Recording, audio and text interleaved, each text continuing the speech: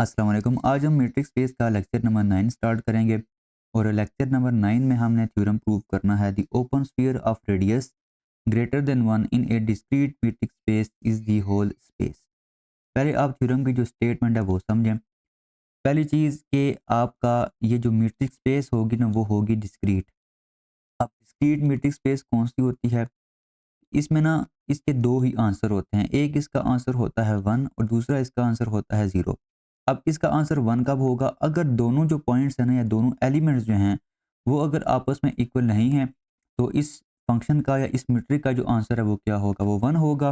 और अगर दोनों पॉइंट्स आपस में इक्वल हैं तो इस मीट्रिक का या इस फंक्शन का जो आंसर है वो क्या होगा? वो 0 होगा। तो ये आपके पास थी डिस्क्रीट मैट्रिक्स स्पेस। तो पहली चीज़ कि अगर आपका जो ओपन बॉल है वो है डिस्क्रीट मैट्रिक्स स्पेस में। दूसरी चीज़ कौन सी है कि उसका जो रेडियस है वो क्या होना चाहिए? ग्रेटर देन 1 होना चाहिए।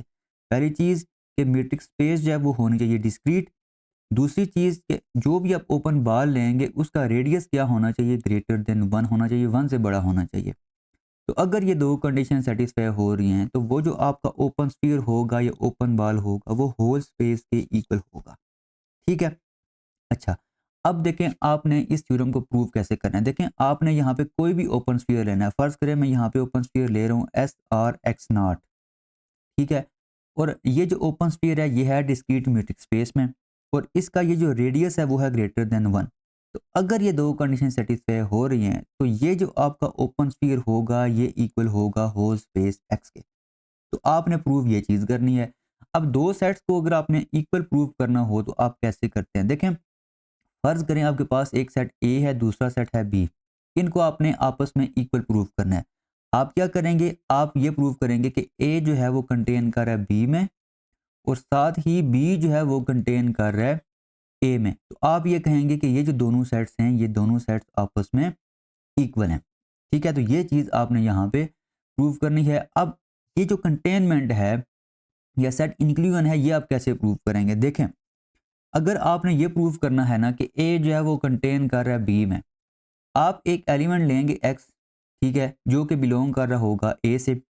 अब अगर आप इस पे कुछ प्रॉपर्टीज लगाएं जो इस सेट में डिफाइंड हैं और लास्ट पे ये प्रूव हो जाए कि ये जो एक्स है ये बिलोंग कर रहा है बी से, तो आपका ये प्रूव हो जाएगा कि ए जो है वो कंटेन कर रहा है बी में। तो ये कुछ चीज़ें आपको बेसिक पहले आती होंगी तो आप ये जो थ्योरम है वो इजीली प्रूव कर सकते हैं। ठीक है जी। अच्छा, अब हम ना यहाँ पे स्टार्ट करते हैं। पहले आपने क्या करना है? पहले आपने स्पेस लेनी है डिस्क्रीट मैट्रिक्स स्पेस। तो यहाँ पे आप लिखें let X d naught be a discrete metric space. ठीक है? तो आपके पास जो स्पेस है वो कौन सी है? वो डिस्क्रीट मैट्रिक्स स्पेस है।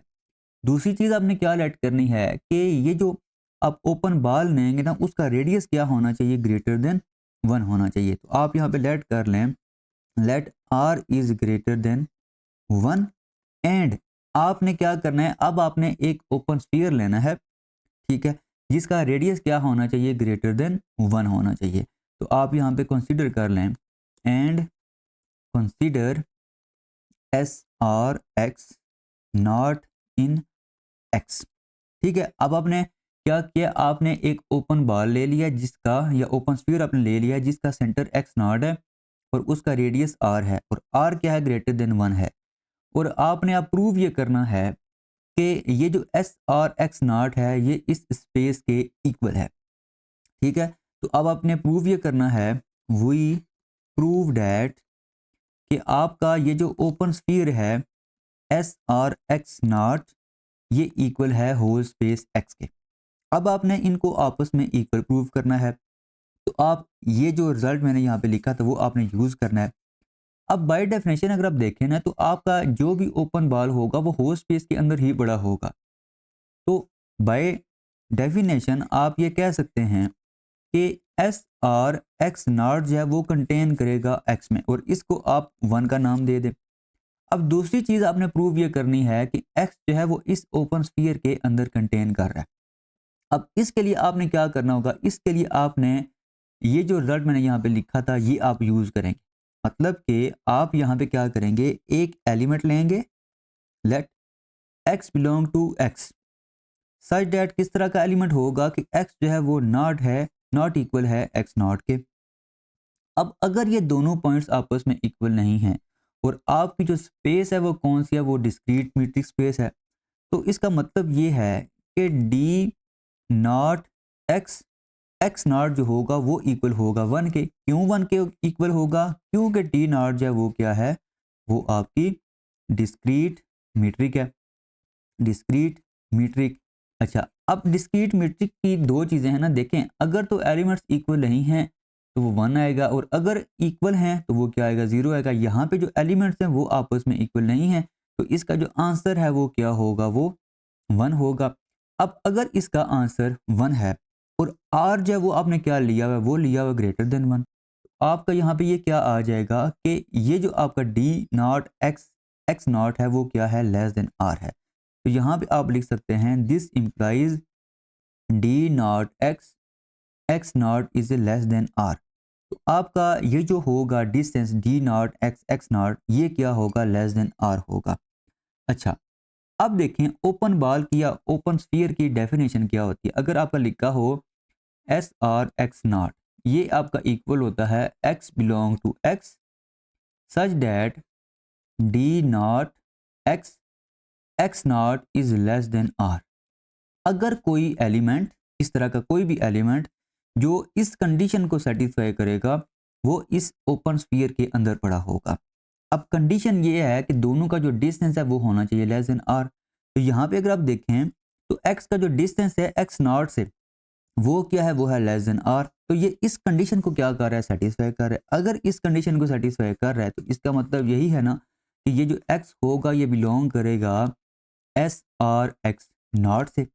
अब हमने एलिमेंट लिया था होल स्पेस से और हमने प्रूव ये कर दिया है कि ये इस ओपन स्फीयर के अंदर भी पड़ा हुआ है। तो इसका मतलब ये है कि x जो होगा वो कंटेन करेगा इस ओपन स्फीयर के अंदर, और इसको आप नाम दें 2 का। अब बाय 1 एंड 2 आप ये कह सकते हैं कि एस आर एक्स नॉट, ये जो आपका ओपन स्फीयर है वो किसके इक्वल है, ये होल स्पेस के इक्वल है। और यही चीज़ आपने प्रूव करनी थी कि अगर आपकी मीट्रिक स्पेस जो है वो है डिस्क्रीट और रेडियस अगर ग्रेटर देन 1 हो किसी भी ओपन बॉल का, तो वो होल स्पेस के इक्वल होगा वो ओपन बॉल।